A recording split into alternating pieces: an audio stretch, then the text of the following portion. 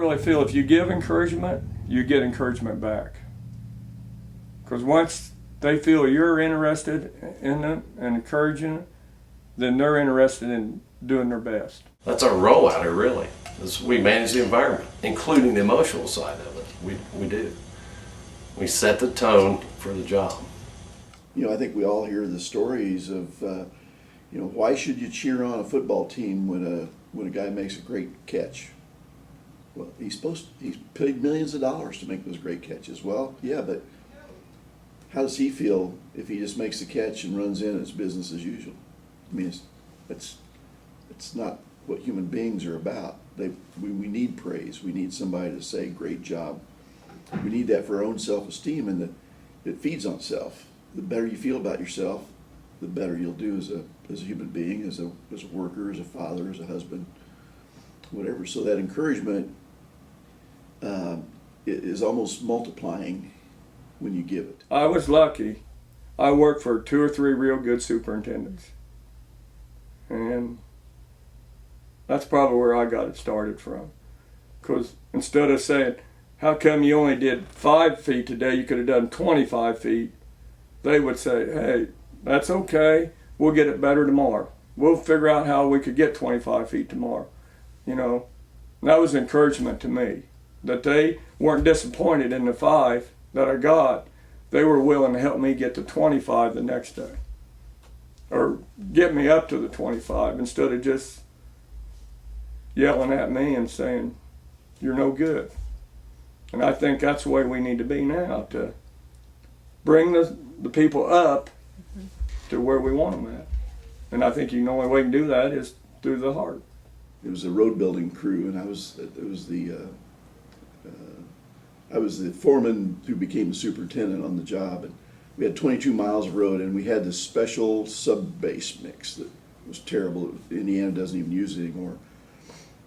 But we couldn't get compaction on it, so we put this about the last 2 miles of this stuff down, and we could not get it to pass compaction test. And I was almost in tears. You know, here I am. I'm in my 20s. This is my first big job, and I was looking back at where we started, and I was just thinking, oh, what am I going to do now? I mean, am I going to tear all this out? Can I sweet talk the engineer to, you know, letting us try something different? I don't know. This big old foreman walked up to me, and he grabbed me around the shoulders. He's about, well, I was 24 or 25, and he was probably 50 or 60, and big burly guy, and he just spins me around. He points me 180 degrees the other way, and he said, you were looking the wrong way. He said, never look back, look ahead. And you know, I went home thinking about that all night, and came back the next morning and met with the engineer, and we worked out a way to get that stuff to pass where I wouldn't have to tear it all out, and you know, life was good. But if he hadn't done that, I'd have gone home and I'd have been devastated, and probably wouldn't have put my thinking cap on. I'd just shut down. But he gave me that little, you know, that little bit of encouragement. Didn't solve the problem, but it sure made me think about it. Started the wheels turning. Wow, 1993, I think it was. I just lost a job, Northern Indiana. I'd been replaced by our general superintendent. Didn't even know if I was going to have a job the next morning. Didn't go well. A lot of important people I knew that year died. It was a bad year for me personally. And they sent me to the Indianapolis Airport project. Bob Fee, at that point, was in charge of running, and he helped me a lot on that job to recover from that failure and move on. And you all know Bob, and you know, if you've worked on a job with him, he makes it interesting. He makes it fun, and he encourages people and allows people to do well. And I really needed that at that point in my career, and he provided that. I think he still does. Probably the toughest job I ever did was at Champaign, the underground chill water system. And when it's all said and done, Jed made one remark to me in the conference room. He said, Bill, I'm glad you never quit the job, because I don't think we'd have got it finished if you'd quit. I saw Bob Bowen go into a ditch down in Kentucky, pretty rough ditch, and he bailed right off in it, and a pair of loafers went down there and shook everybody's hand and met him. And those guys, I guarantee you, never forget that. I never forget it.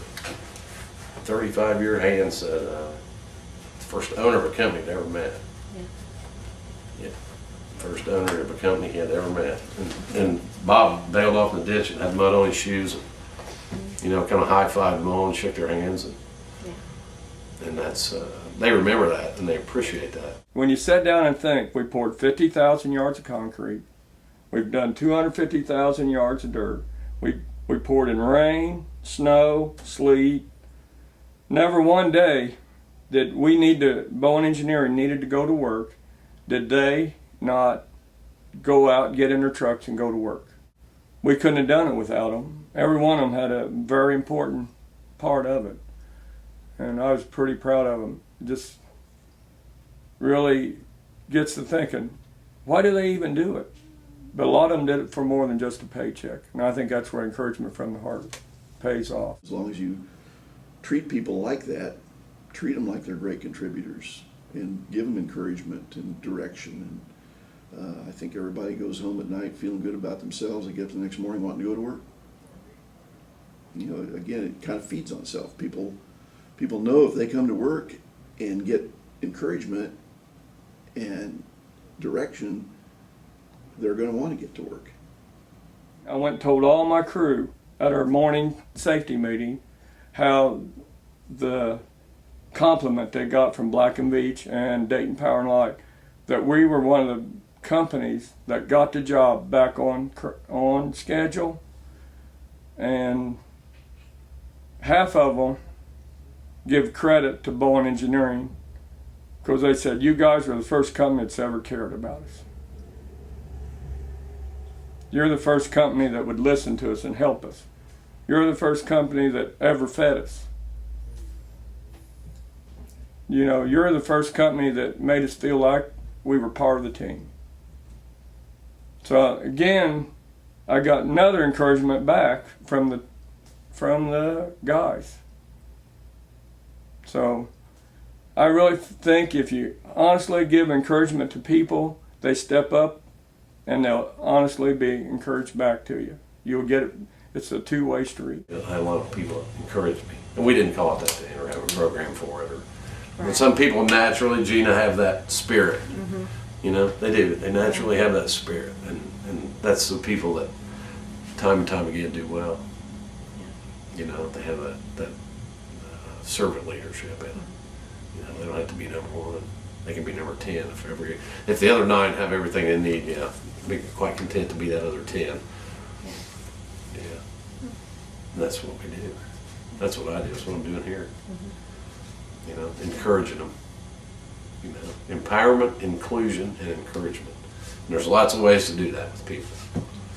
You know, you can't. The days of browbeating them are gone. You can't force them to work. You can't.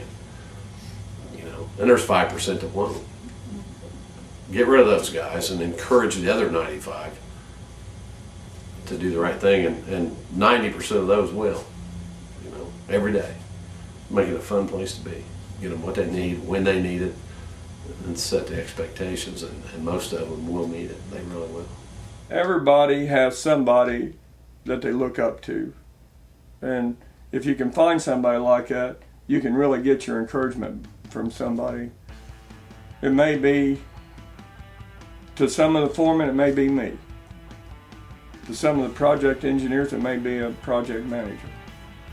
To some of the laborers, it just may be their labor foreman or an operator. But everybody could give some kind of encouragement to somebody. And then when you do, you'll learn, I think, that the encouragement comes back to you.